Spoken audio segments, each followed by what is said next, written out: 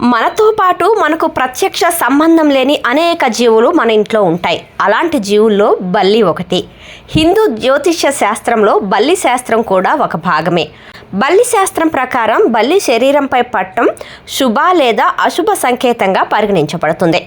భారతీయ సంప్రదాయంలో బల్లి శకునాన్ని విశ్వసించేవారు చాలామందే ఉన్నారు. అయితే శరీర భాగాల ప్రకారం శకునాల ప్రభావం మారుతుంటుంది. కొన్ని భాగాలపై బల్లి పడితే శుభశకునమని, మరికొన్ని భాగాలపై పడితే అపశకునంగా పరిగణిస్తారు. ఇందులోనూ పురుషులకు మహిళలకు వ్యత్యాసం ఉంటుంది. తలపై బల్లి పడితే వివాదాలు వచ్చే అవకాశం ఉందని నమ్ముతారు. శరీరంపై బల్లి పట్టం సంపద, గౌరవాన్ని పొందే సూచనలను ఇస్తుంది.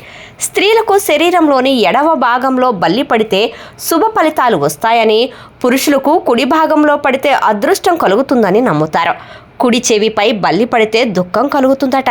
ముఖంపై పడితే ధనలాభం వస్తుందట. శరీరంపై ఎక్కడ పడినా స్నానం చేసి ఇష్టదైవాన్ని ప్రార్థిస్తే హాని నుండి రక్షించుకోవచ్చు. బల్లి విషపూరితమైందని నమ్ముతుంటారు.